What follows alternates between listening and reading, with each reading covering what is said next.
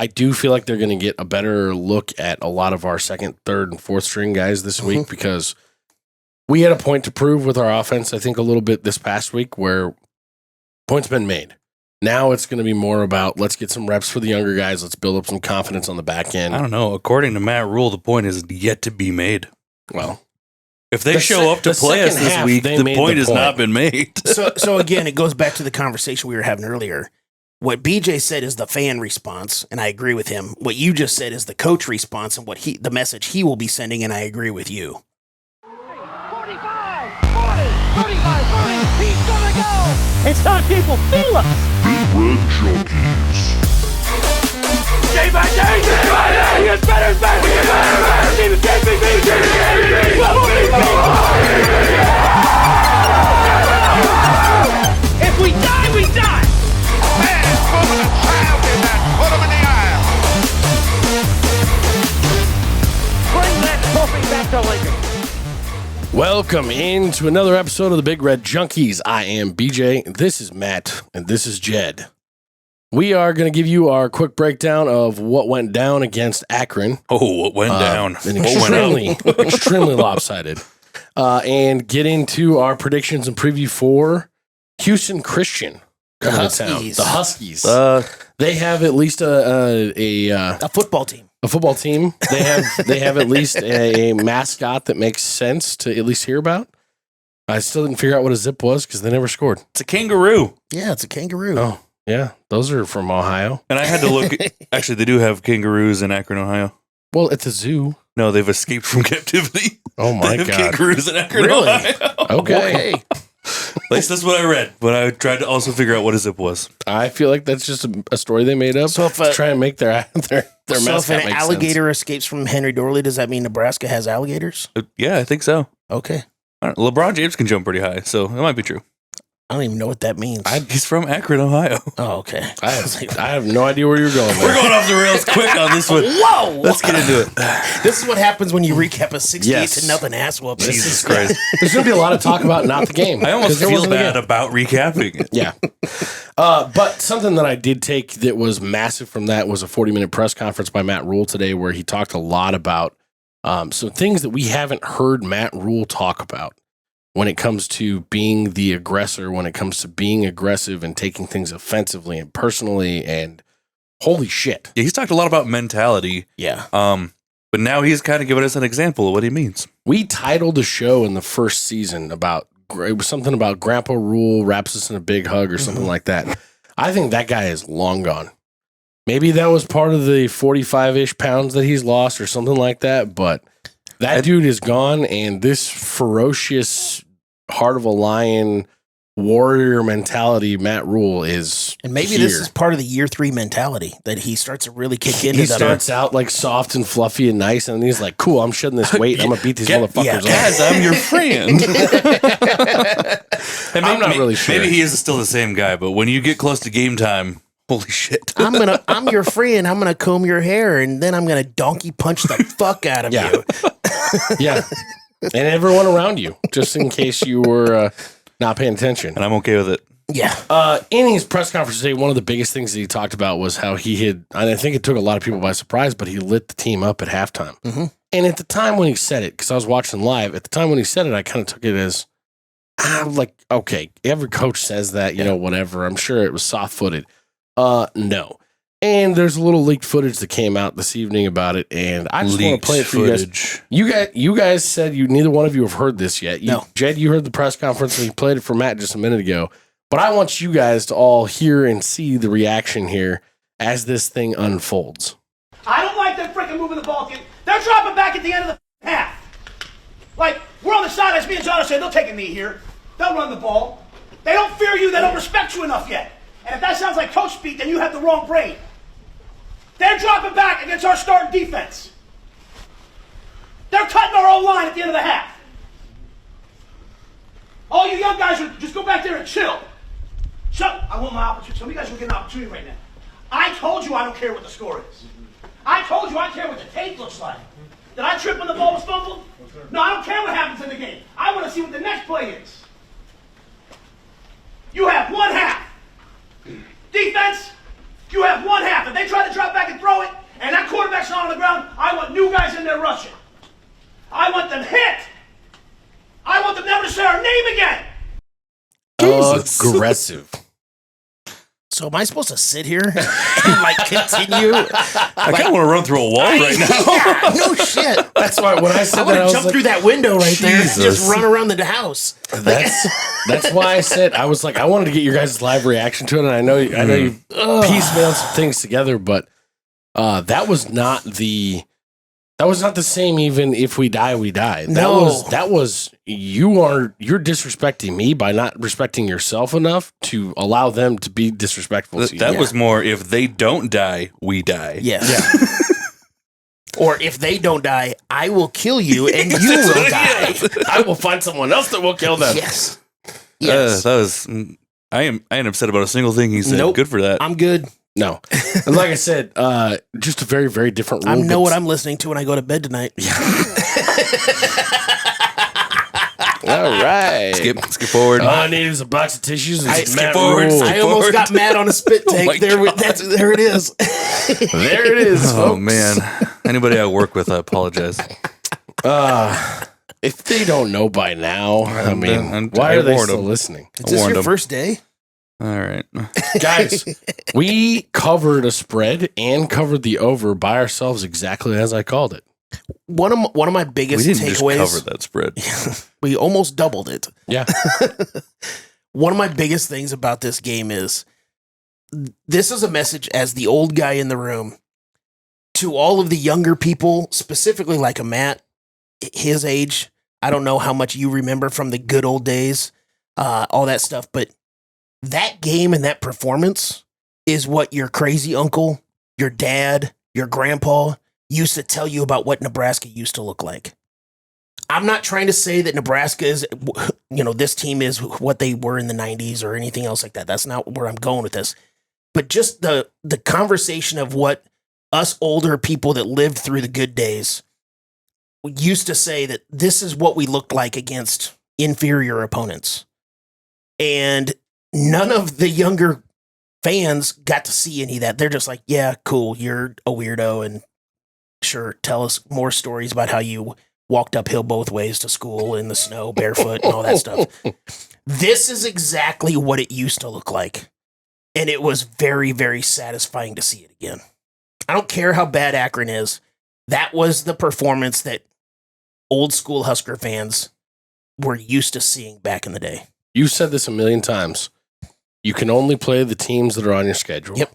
When it comes down to it, you got to take advantage of the teams that are on your schedule that you're supposed to beat the piss out of. Mm-hmm. And to this point, for the last at least 15 years, we have not done that. No, I mean, you can go back to just last year. I mean, we can list off 1,000 games over the last 25 years where we haven't done that. Just last year, look at the Northern Iowa game. Yeah. I mean, we were all kind of shitting our pants for most of that game. And we came out of that game thinking that we weren't very good. Not that we were great last year, but still, like, we were very worried coming out of that Northern Iowa game. Yeah. All the missed tackles, all the third down conversions that Northern Iowa had, all that stuff. This game is what that game should have looked like. And we finally did it. And it was very satisfying. Yeah. And it better just be the beginning. Yeah. Yeah. There was a lot of really, really big takeaways from that game. The first and foremost, I think that you do just have to keep in mind, yes, this was probably the worst FBS team in college football this year. Yeah. But other teams are beating up on teams just like this. It's all relative. And it's all counting towards their stats too. Yep. So you know what? When everybody looks at a Michigan rolling into town next week and they look at their stats compared to our stats, you got to remember that they were going to have 2 cupcake games on that schedule too. Yep. Speaking of which, that's not going to be the big noon kickoff game that week. It was announced today. It's actually going to be the CBS game for sure.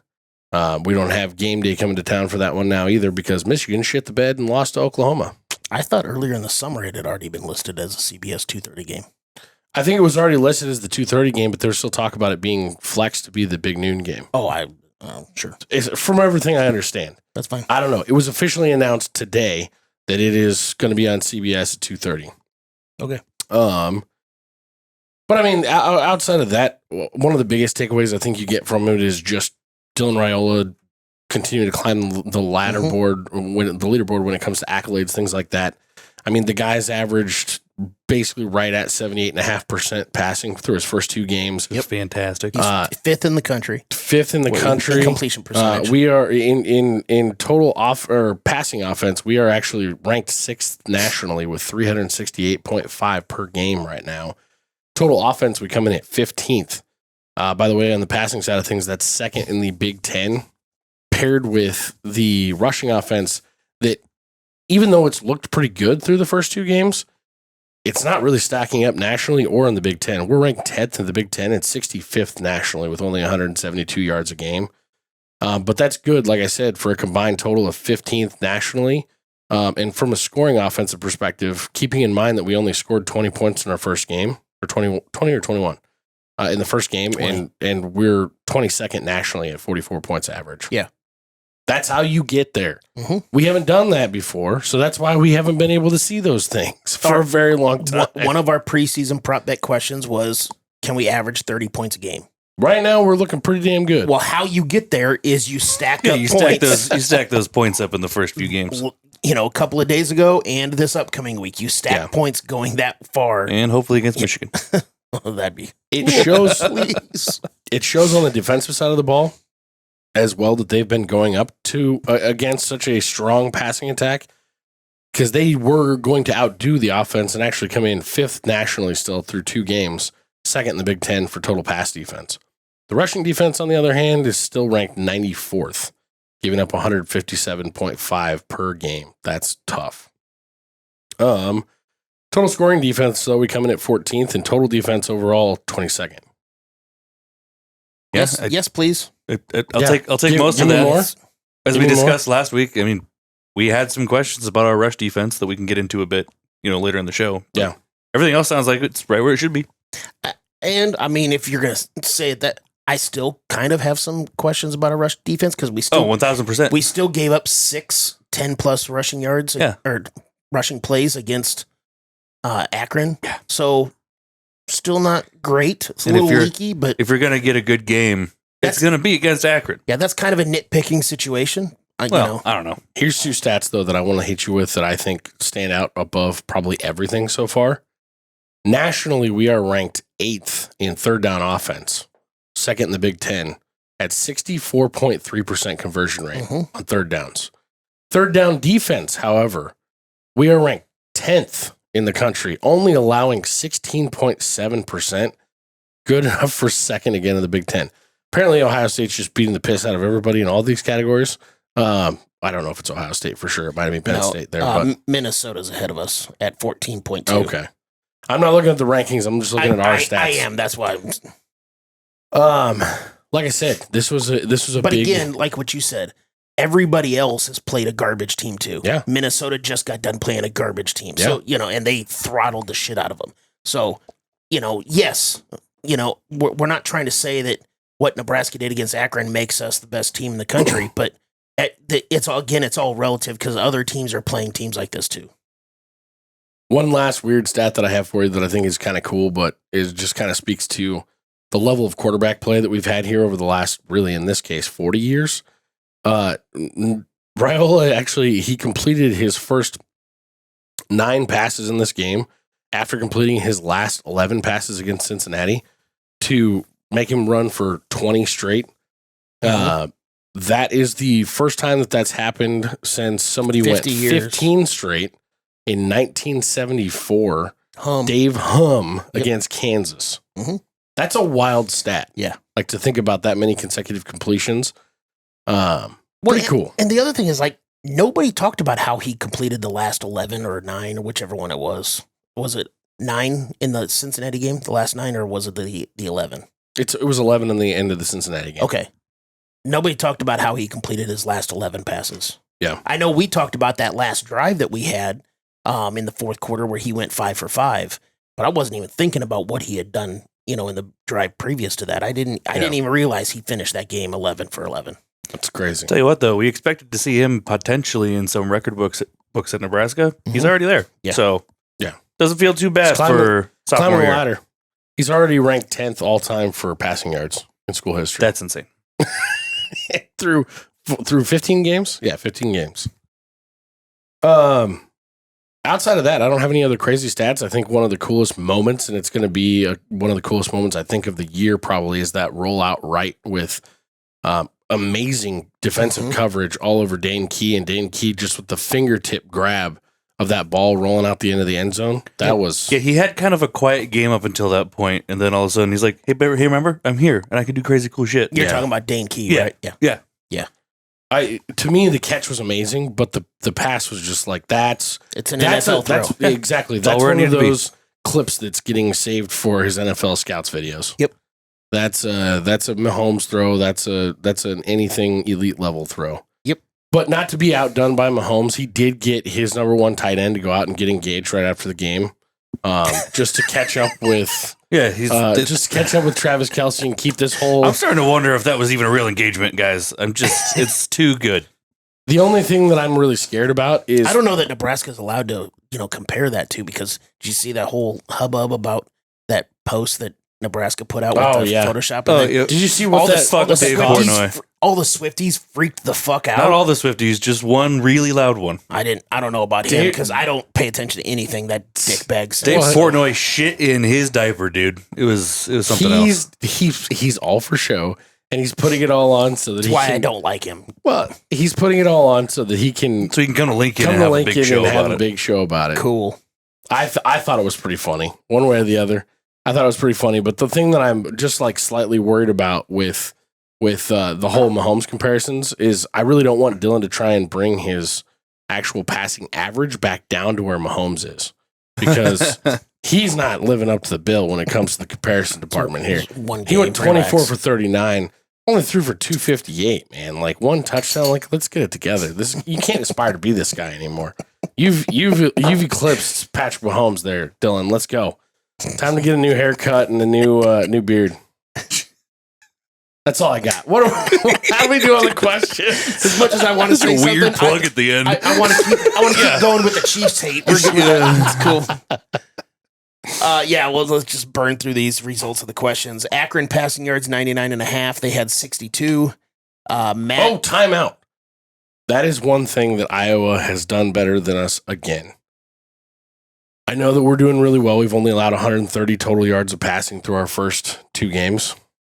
Iowa's only gotten 128 total yards of passing through their first two games. Oh, wait, that's backwards. They're supposed to pass the ball. Oh, they're missing the cricket bat, I'm telling you. Iowa, the place where quarterbacks go to die. Yeah, exactly. Sorry. No, you're good. The under hit on that one. Matt and the fans took the under. Nice job, fans. Way to make a smart play there. Nebraska tackles for loss. We had it at 5.5. They had 9. Everybody took the over on that one. 9 almost felt low with how the game went. Yeah.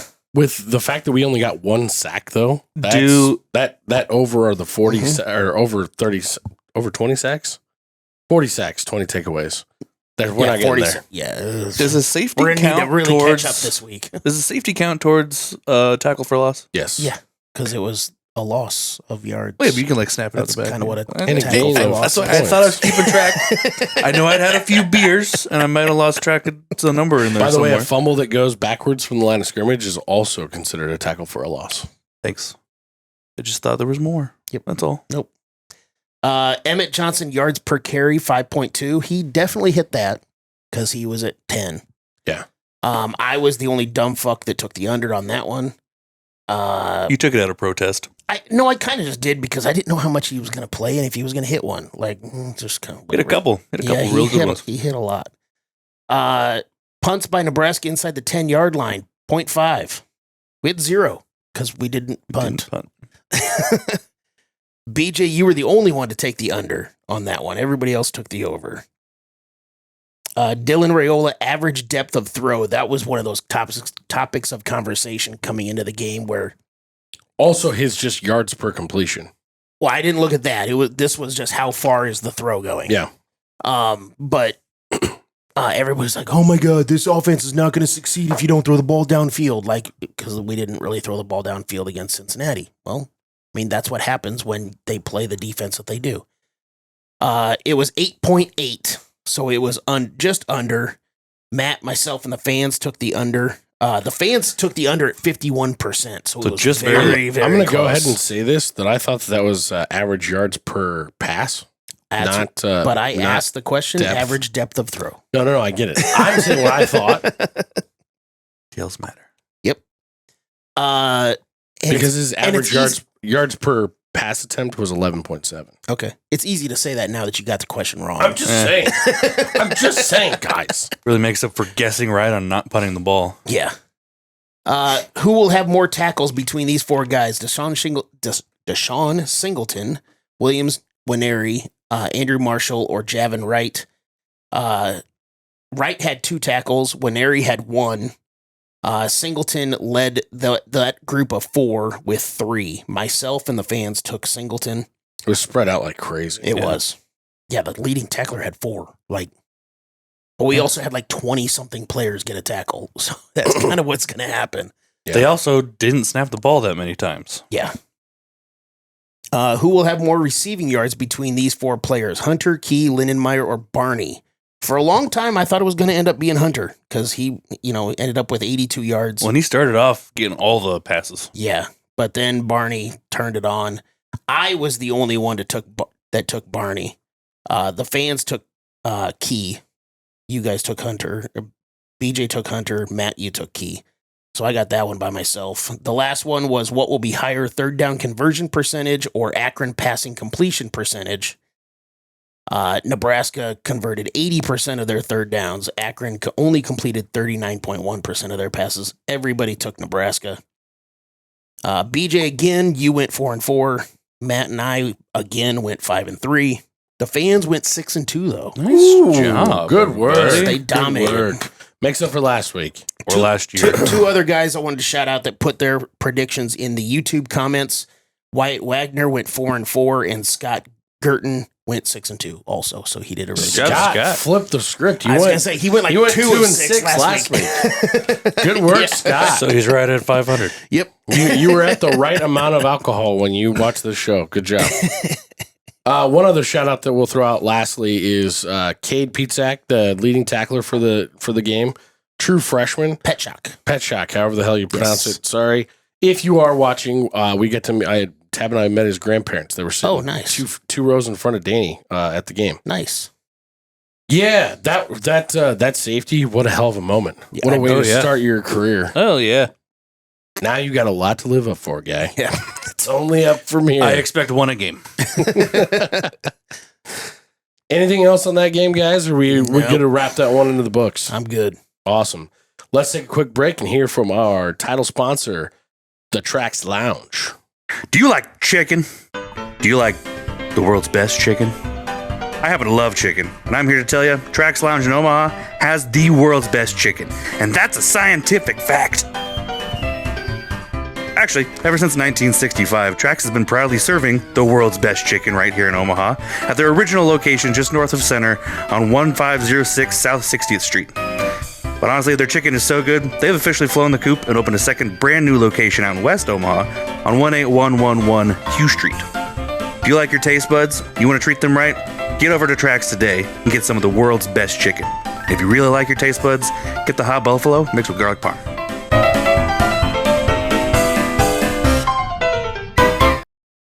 Let's jump into Houston Christian Huskies. Let's hear what we've got from the offense there, Matthew. All right, quick rundown here. Head coach Jason Bechtel, he's in his second season there. They went 5-7 last year, so kind of middle of the road. Overall, since they became Houston Christian back in 2013, their total record is 32-92. So they're really good. Solid in baseball. I mean, they've won 32 games. Yeah. Which is good for, In a couple seasons. 15 Get years into or it. whatever. Their offense, the biggest thing you can say about them, they move quick. They've already had 155 plays this year through 2 games. It's kind of a tale of 2 completely different teams, though, in their 2 games. Their first one was against Arkansas Baptist, and they won 69-0, which was pretty nice for them. They had 400 rushing yards in that game against Arkansas Baptist.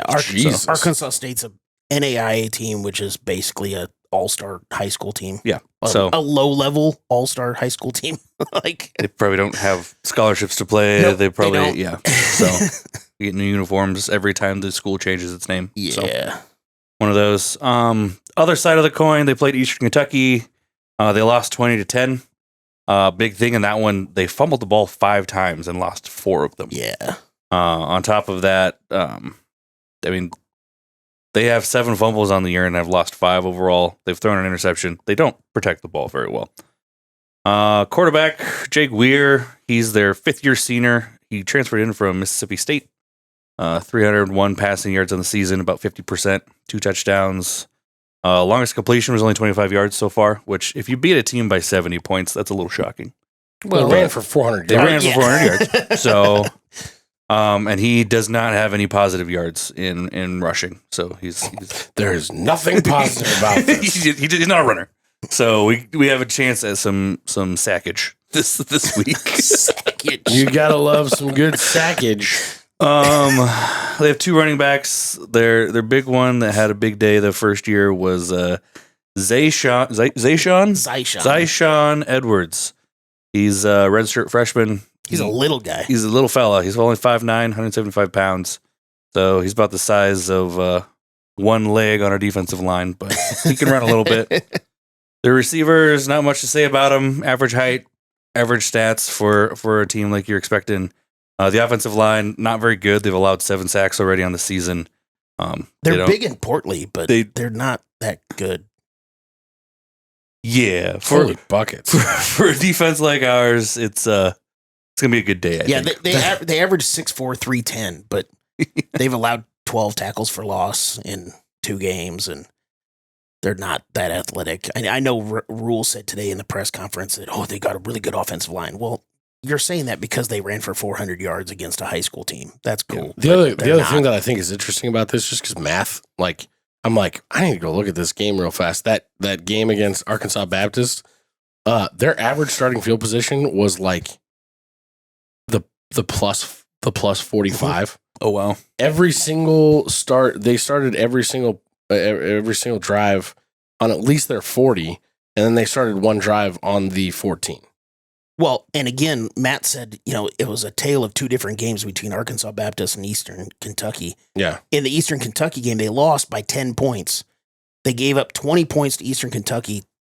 2 field goals were short fields where they got Eastern Kentucky gets the ball on the 21 and 25 yard line. And they also had a scoop and score. And one of their touchdowns was a 75 yard 173 points. Yeah. So it's like 3 yards. That's crazy. Yeah. So it's really just they gave that game away. Couldn't hold on to the fucking football. Yeah. And also, and this will go into, I'm not going to get into my defensive stuff just yet, but so again, they lost by 10 in early in the 4th quarter. It was 20-10. Houston Christian, one of their defensive backs, Theo Georges, jumps a route on like the 20-yard line, picks the ball off. He's running by himself into the end zone, reaching the ball out, just kind of not like reaching the ball to get to the goal line because there's nobody around him. He's just reaching it out, celebrating. And at about the half-yard line, the ball slips out of his hand, goes through the back of the end zone. Oh, my. Touchback, Eastern Carolina gets the ball back. It could have been 17-20. So that was one of their fumbles. It was just like, seriously? Wow. You like clearly don't want to win this game at all. That's literally handing it away. Yes. That's fucking crazy. Well, they get a new shot at it this week against the Huskers. Yeah. So that's about all I have on their offense. I expect them to perform about as well as Akron did. Yeah, I would too. On the D? Their defensive numbers, again, this is all relative. I get it. But their numbers are freaking amazing. They're allowing only 2.4 yards per play, 3.2 per pass, 1.9 per rush. They've forced 3 fumbles and gained 1 of them. They have 3 interceptions. They've only allowed 1 third down conversion on 32 tries so far this season. So just looking at the numbers. So we're going to skew those stats a little bit for them. Yeah, we will. But as far as their players go, they have one really good player who reminds me a lot of like a Marquess Watson Trent for us. He's just a tackling machine. Number 6 linebacker, 6 foot 225 senior Rodney Dansby. He's a 2-time All-American as a freshman. He had 131 tackles. He has 362 tackles for his career. That's 10.6 per game for him so far in his career. He's had double-digit tackles in 21 of his 34 games that he's played. So he's just a ball hawk. Wow. Again, with the defensive back, their best defensive back is unfortunately the guy that fumbled the ball out of the end zone, that Theo Georges. He's 6'2", 180. He's number 8.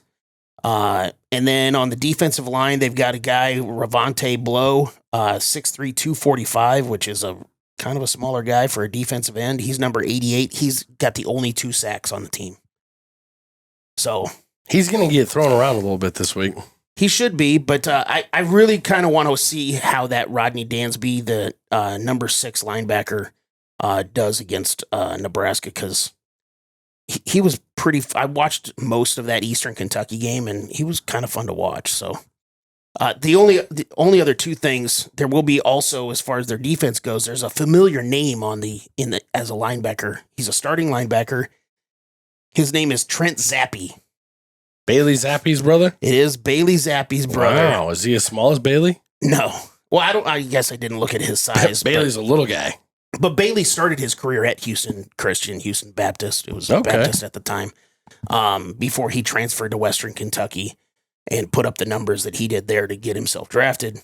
But also another name that is semi-familiar for Nebraska fans, Charlie Weinrich. He's their place kicker.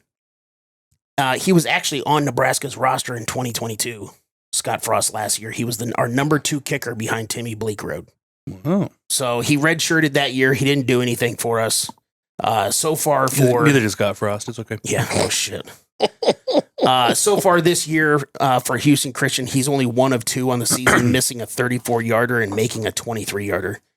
He spent the last 2 years at Kansas and didn't do anything. So he's coming back to Lincoln to be on the field, just on the other side. So Welcome back. You know what we young didn't buck. mention? We blocked a field goal.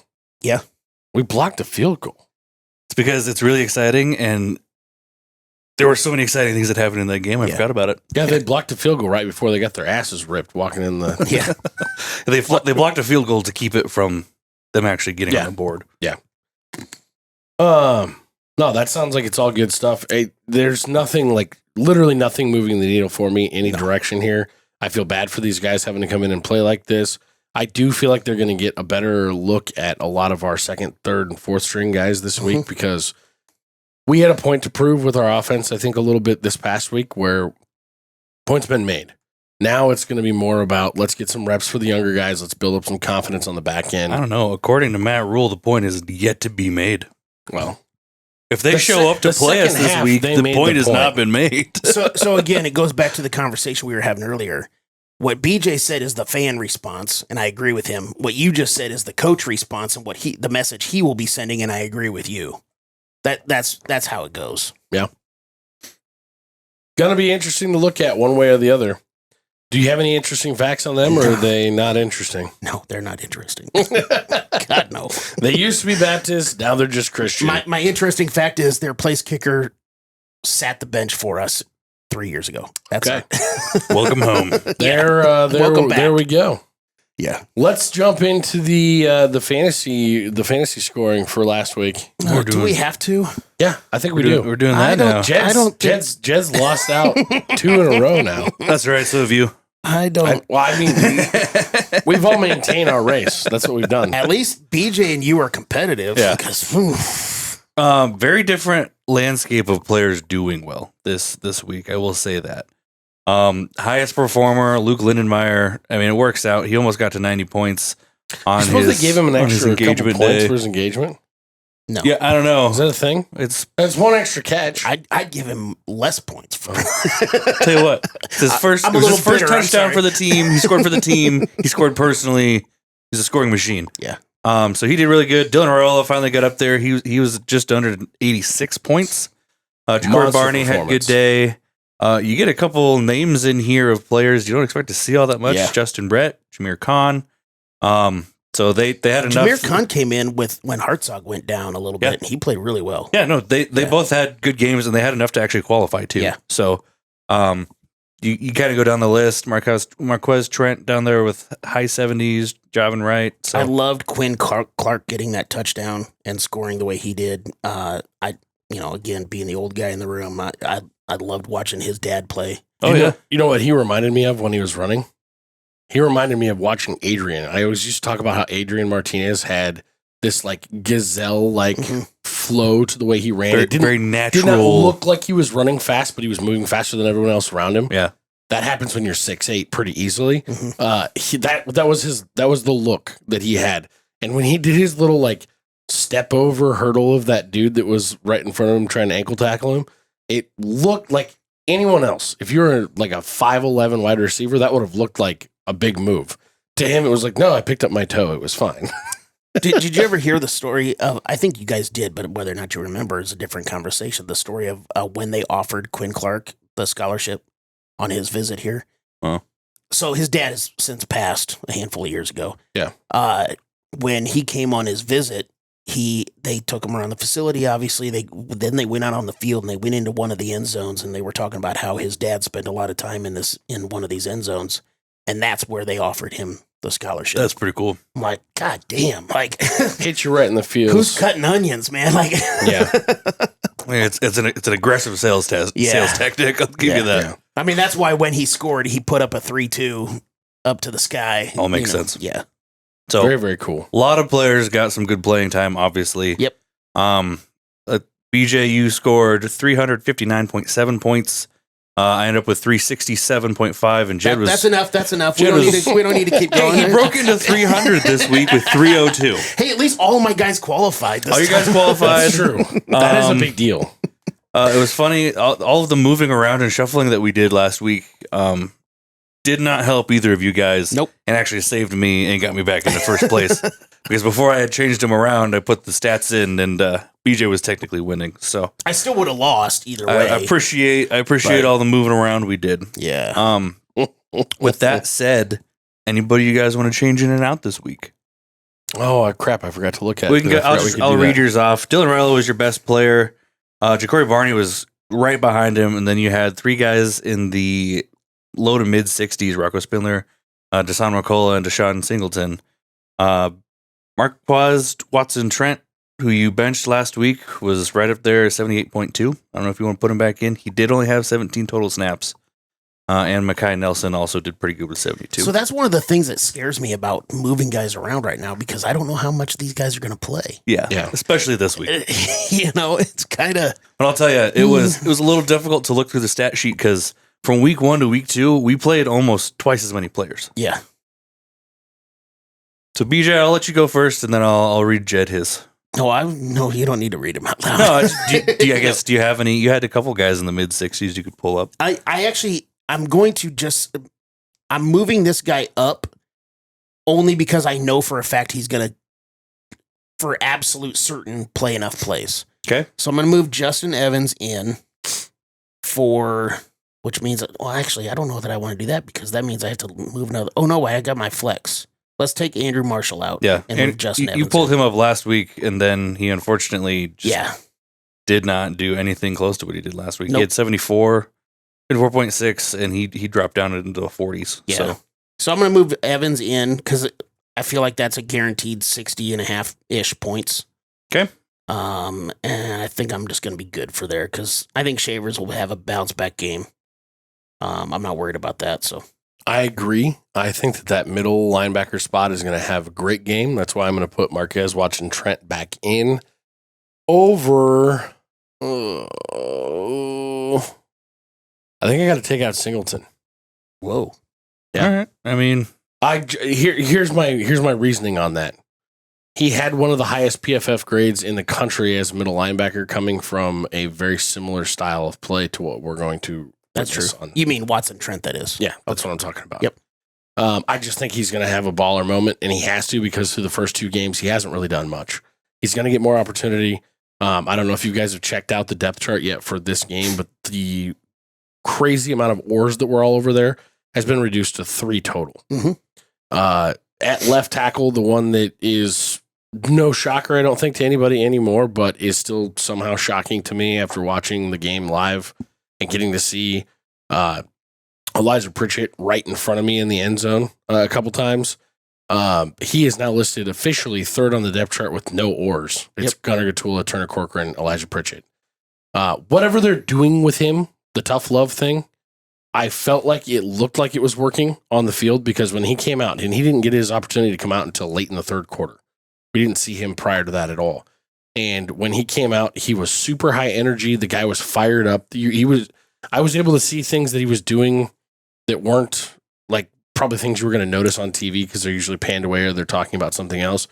But that dude looked like an NFL player playing in a high school scrimmage out there in the fourth quarter, and it was not fair whatsoever. Well, and when you look at his PFF grades, he's not playing poorly when he gets in the game. No. He did 65 last week and essentially right underneath 70.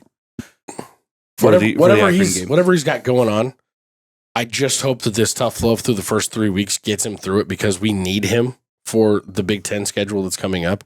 We need him to be the guy that he can be. Yes, he is a better player than Gunnar Gatula. He's clearly not because he's not ahead of Gunnar Gatula. He has other problems going on, which is what's keeping him off the field. Regardless of the reason, I think if he can be a better player and can get on the field more, it's a good thing. Yes. I think Gunnar Gatula is doing great. He's doing an awesome job. Elijah Pritchett is a different level of talent when it comes to that, at least as of right now. And I guess even from the very beginning, I'm not trying to trash the kid by any means, but I have not bought into the hype of the Elijah Pritchett stuff. I know what everybody's been saying all off season and stuff like that. I didn't see it at Alabama. All the stats say it's not there. It wasn't there at Alabama. And I just didn't believe it. I wanted to believe it. I want it to happen for him and for us, but I was like, you know what? I don't know. If you watch him, like individually watch him. I did watch him on like that one drive against Cincinnati in the second quarter, and he was fucking atrocious. So I don't know if the consistency's there enough for him to It might play be a enough. lack of consistency. Maybe that's it. Well, When all the of guy this decides that he's going to move 500 or 600 pounds worth of humans out of the way, he does it. It's at a different level than we've seen at Nebraska in a long time. Well, all of this is great conversation for my team, who is actually performing really well. Yes, they are. I thought about not benching anybody, but he did only get in for 14 snaps in this last game. And if he's no longer has an oar next to him, That's my concern. you don't know if he's going to get all 10 to And so qualify. he still had a good game, like I said. He almost got to 70. I only had two players that didn't at least reach 70 this week. Bragger. And they were both, I know. They were both right up there in the upper 60s. I'm going to sub out Pritchett. I'm going to bring in Isaiah Hunter. He had just a slightly better week, but I know he's going to get a ton of snaps. He had 43 this last week. One other thing I do want to ask you guys about, Riley Van Poppel through the first 2 weeks literally has just not about to go graded. there. He's not graded above 59 points. I was just about to ask you guys your level of concern. How is it sitting with Riley Van Poppel? I get to ask the question because he's on my team. What the fuck, guys? Discuss. I honestly have no fucking clue. I don't know. Is he in the game too much? No. Clearly not, because he only had, what, 15 snaps? snaps? I mean, we just brought up consistency with Pritchett. Maybe that's the same thing with Riley Van Poppel. I mean, I don't know. Well, I have two questions because when I saw him on Saturday, right down in the end zone, right in front of me, he looked small. They talked all offseason about how it has been a struggle for him so far, and that was why they redshirted him last year, was to have him work on his body and put on the weight that they needed him to be able to play at. And he, coming into fall camp, that was the big talk. That's why he was up on the podium and got the weight up. He looked like a monster of a man, and I didn't see it on Saturday. Him and Elijah Judy actually both looked undersized, and that was going against Akron. I didn't see it. I don't see the thick nose guard style guy that we need out there. But he still look like, when you look at him on TV, he still looks big. I'm So I not don't saying get he's not big. I'm saying he's not as big as we need him to be. And I don't know if that's the cause for the problem here or what the deal is. So you're saying to get his stats up, we need more steak. Got it. Yeah, I think so. More beef. Eat more beef. We need beefier. I just don't have any idea. it's just, I don't know if it's concerning yet, but it's odd, especially in a game against Akron where they don't score a point, to see anybody who starts on defense that low. Yeah. So that's my last thing on this one. I'm with you. We can go ahead and move on. Yep. Oh, and I kicked you guys' ass for a second. We can Yeah, fuck off. 8 points is not an ass kicking. Ass kicking. What did Akron's coach say? That was a good old fashioned ass whooping. Yeah. He was delightful. He didn't give a shit. He was delightful at the podium. He knows his team sucks. He was very aware they were there to get a paycheck, and he was happy to do it. I think he also paycheck. knows he's going to be an offensive coordinator at some big boy school next year. Yeah. Because he's a great offensive coach. He might already have the Yeah, job. I saw their prowess I was last just going to week. say, he really is. I know that they have not scored a single point all year, but he truly, they just don't have the players. He never gives up. It might be 40 seconds till halftime, and they should kneel it, but he is going. He's dropping back. Tell you what. Real quick, I did not catch who it was. I heard that they awarded another black shirt this week. Was it to Jones? it was Jones. Okay, Yes. cool. Donovan Jones. Yes. As essentially the third starting corner. I mean, he did say I gave him a black shirt this week.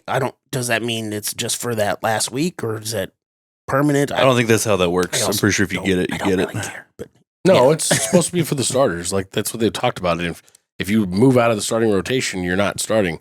But he's also listed on the depth chart for this game as second. So I don't know. I It's mean, weird. John Butler has been saying he's their third starter at cornerback anyway. Yes. So I mean, he's gonna play a shit He's ton. played really well while he's been out there. Yeah. Cool. Let's jump into the questions.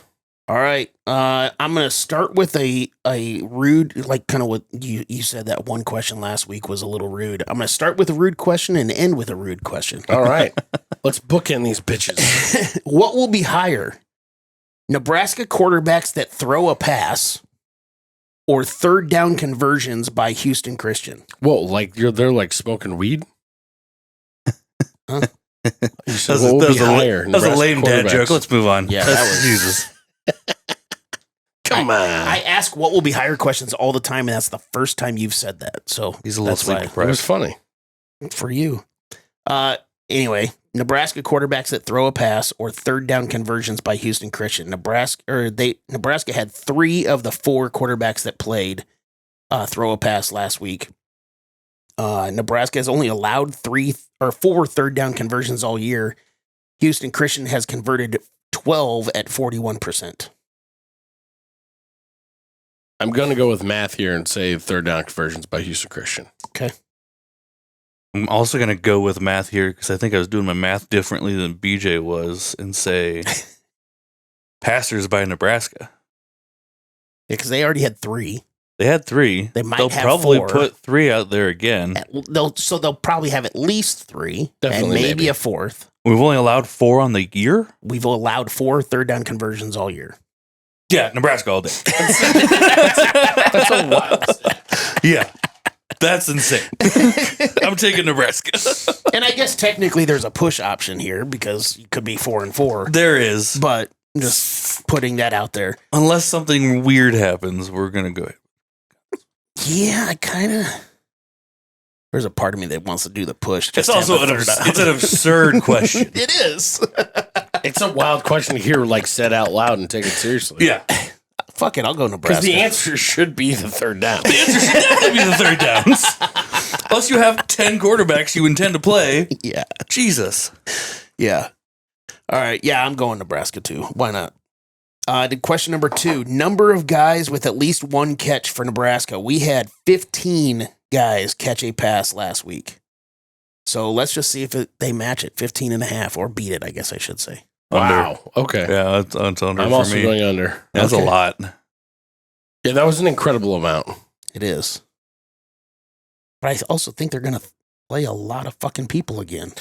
I think they're actually going to play more this week than they did last week. I could see us playing more people, but I could see us slinging the ball around a lot less. Okay. I could see us wanting to bring, like, we focused on passing numbers last week. I could see us wanting to bring rushing numbers up and trying, like, I really think we're going to explore what we can do in the run game a little bit more creatively because we're going to need it by the time we get to Big Ten play.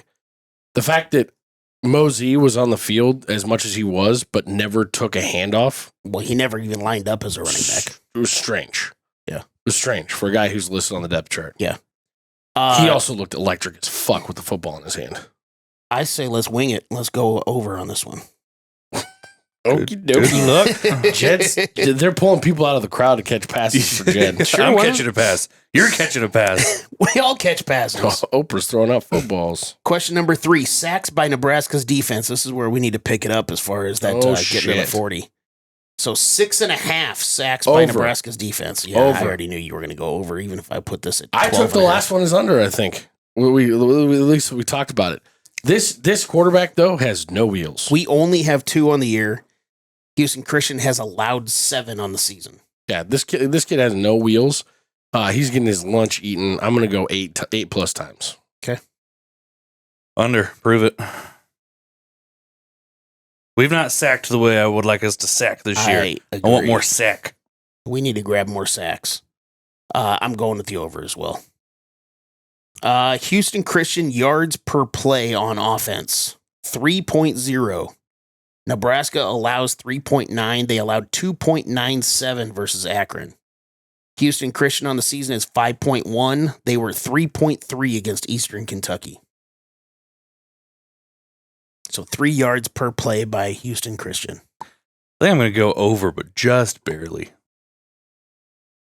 From Old Ball's new beef over here. I'm just checking my fantasy. Don't worry about it. Sorry, are we disturbing you? I got over and all I see is I got BJ's wife upstairs talking shit, so I needed to see what was going on. Okay, sorry, my bad. He said gonna Old go Ball's over. new beef, and you talking about his wife. Hey, whatever. oh boy, She is younger than him, I guess. I don't know. it's facts. You call my wife beef? The fuck? Oh boy.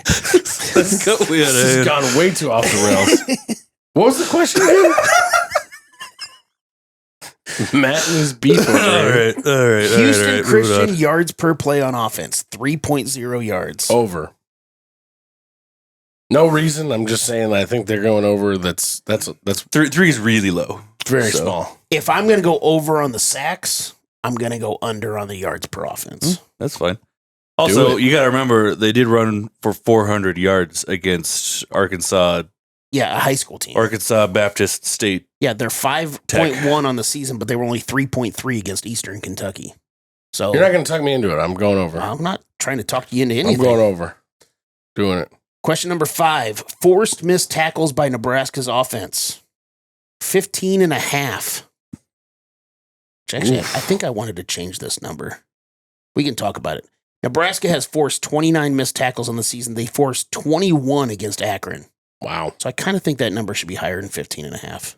Because I think I put that at, since we have I don't know. done Their 29 defense the is season. very, very stout. You already laid this that's out true. for We us. talked I guess through this. if Yeah. Houston Christian has missed 7 tackles on the season. In FCS, they rank 5th in rushing defense. We'll keep it at 15. 3rd in pass defense, 3rd in total defense, and scoring defense, 4th. Yeah.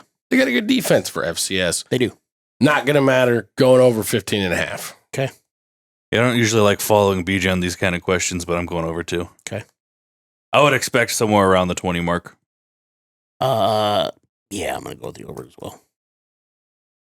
Luke Lindenmeyer receiving yards, 49.5. He has 91 on the season. He has not gotten to 50 yet. So basically, does he get to 50?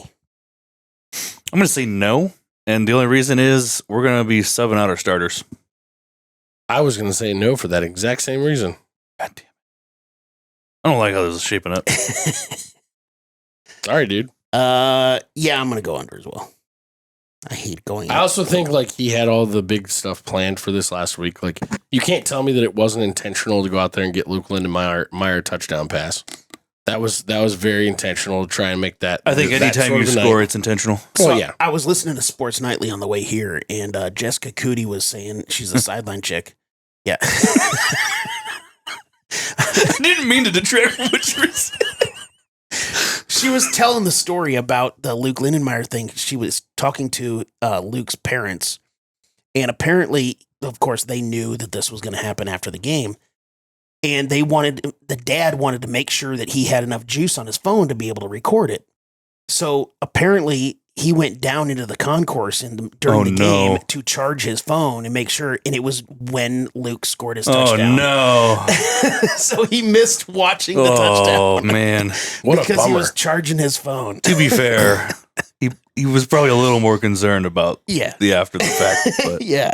Although that's your son's first career touchdown, like that's still, it's kind of a big deal too. Yeah. you know that one's recorded. Oh, Yeah, gosh. that's true. Yeah. You got that one on the DVR at home. So Well, I guess the Nebraska media department recorded his they other had one. all of it. They made So, a big old special deal out of it. Dad, you didn't even need a phone that night. Yeah. It's nice you didn't have to pay photographers though. Yeah. That's pretty cool. Maybe Nebraska media will follow him clear to the wedding. That'd be wild. Question number 7. We got to wait to find out what Taylor and Travis do before they That's make true. that decision. That's true. Probably. Question number 7. We looked really good in returning punts specifically. Do we get a kick Good return God, for a did touchdown? we look good? We eclipsed in one game the total number of punt returns we had Yeah. all last season. Yeah. Thank God we didn't have that as a question last week, or I'd have been fucked. Yeah. Do we, Prove it. 96. Let's Yeah, go. seriously. whether it's punt or kick, do we get a kick return for a touchdown against Houston Christian? If we get a punt return for a Interesting touchdown, it's our first one since 2019. We haven't had a kickoff return for a touchdown since 2017. I'm going to say no, but I do think we're going to get one before the season's up. I'm going to say yes, and it is not going to be Ja'Cory Barney. Well, that's just a dumb I take. He's think- back there for everything right now. I think Ja'Cory Barney might have a little bit of a turf monster issue. It was pointed out on a different show that I was listening to earlier today. I can't remember which one because I listened to a couple, but he finds ways to trip himself a lot. I don't know if you guys have noticed that, Yeah. but he does trip on his own a lot. I don't know if he can pull that off. He gets too excited. He gets those happy feet. But a guy that I do think that could and got a couple opportunities to catch some last week was Mosey. Mhm. And that dude, like I said, electric with the football in his hands. Not that Barney's not, but Yeah. I can just see it. I'm going to channel my inner Matt and say, no, prove it. Fair. Question number 8. Fumbles by Houston Christian. We already talked about it. They have 7 fumbles on the season. They've lost 5. This is just fumbles. This isn't lost. Nebraska has only forced 1 fumble this year. I split the difference on their 7 fumbles, 3.5. They had 5 last week. Holy buckets. You put 3.5 fumbles, not fumbles lost? Just fumbles by Houston Christian. They have some butterfingers. I'm going under. And see, I was having a hard time because you got that at a good number. I think it's going to be right around 3. I'm going to take the over just because I don't want to continue to agree with BJ on this stuff. Good, because I was going to take the under, and I didn't want to have all 3 of us pick the Oh. same one again. Have to be the odd man out. My last question, number 9, is the rude question again, which was taken somewhat from a tweet that we saw earlier today. What will be more? And I modified it a little bit from the tweet that we saw. What will be more? Nebraska points scored or Mark Gronowski, quarterback of Iowa, completion percentage versus UMass this week? UMass is terrible. That's why I switched it to the original one that we saw. The tweet was yards by Gronowski, but UMass, It's a real bet, too. I know UMass allows 300 yards per game, and they also allow 59.9% completion percentage. They've only played Temple and Bryant, not Kobe Bryant, but Bryant. So you're saying we Probably play score Kobe more Bryant than with the his same result. percentage? Yeah. What will be a higher number, his completion percentage or points scored by Nebraska? By the way, boy. Gronowski is 53.8% completion percentage. Wow. I'm going to go ahead and say this. I think Gronowski has a better game this week. I'm going with him. Okay. You Iowa lover. Big Iowa lover. I love Iowa so much. I love Iowa so much that I made a wildly facetious post on Saturday as Gronowski was eating his own shit. And people were like, no, they don't. Have you been watching this? Yeah. Are you serious? It's like, come on, guys. I'm clearly joking. I don't know what to do with this question. I honestly think it's going to be pretty close. You're looking at. Do you or do you not think Nebraska's going to score 55 points? Yeah. That's the question. Honestly, I would say, do you think they're going to get to 60 again? Because I don't think Gronowski can get to 60. Yeah. So Yeah, I guess. Fuck it. Let's take Nebraska. Jesus. I just don't. He's so bad. yeah, he is. And by the way, I was completely wrong on the beginning of the season show. I hyped up Iowa because I thought Gronowski was good, and I still think he was good at South Dakota State. But like you said earlier, BJ, Iowa is where quarterbacks go to die. I just don't get it. And to be completely honest, without badgering Iowa fans whatsoever, like Fuck I'm just 'em. saying Do this. No, I'm being legitimate. I feel like the stage is too big for him. When you watch him play, they're not running any routes past 4 or 5 yards out. They know, the offensive coordinator knows he doesn't have it. Yeah, I don't know what it is. Well, or is he still injured because he had a bad shoulder that he had surgery on? I don't know. Like, It's not like they don't have another quarterback on Yeah. their roster. Why would they be playing him if he's that injured that he can't throw the ball? I have no idea. By the way, I'm going with Nebraska as well. Screw it. Such a That's- good yeah. question. I love it. I love it. Fuck Iowa. I think the only way that when we put these questions out on Twitter, I think the only way that does not get 100% is if Iowa fans come in and try to hijack. Oh, it. you know they will. You know they will. I hope they do. You know they will. All right. Take us home there, Beach. Because Nebraska fans are picking Nebraska. Oh, yeah. Yeah. Just to, stick it to Iowa. So. The Houston Christian Huskies roll into Lincoln this Saturday. We kick off the game at 11 a.m. on FS1, which I'm actually shocked by. I figured they'd be on BTN. FS1, 11 a.m. kick. It's supposed to be a little bit warmer than it was last week. Mhm. Game time, 79 degrees. I think the high for the day is up to like 89 or something like that. Oof. Supposed to potentially be some storms. Might be a little weather involved. You never know. I think the storms are supposed to come later in the day, so it should be sunny and a little windy, it sounds like. There's supposed to be storms coming in that night, so if by the end of the game we're not seeing a heavy dose of the run game, which we didn't last week, which is also a thing that kind of played into my factor on the whole point side of things. Because this is an FCS team, there is no official line or spread or over-under set for this. So I'm going to go ahead and set one here, guys. I'm going to say the spread on this, we're going to go with 36.5. Over. And you're calling us to cover it, okay? Mm-hmm. And the over-under, we're going to go with 57.5. That I don't know. But I don't expect Houston Christian to score hardly any points. So Well, if the over-under total is 57.5, and I took the over on Gronowski, that means that I think we're going to get to at least 60. So I'll take the over on the total. I dig it. I think I will also take over on both. I don't know that we're going to go over 60, but 59, I could see it. Yeah. I could see it coming in hot. I am interested to see what this looks like as far as like if we really are. I know last week we had some points to make with our offense, and they were going to get Dylan Raiola to 300. I think that was a dead set goal. Do we let him play past the first 2 quarters this week? Do any of the starters play past the first half? I hope yes. Well, once again, and I said this going into the halftime of the game.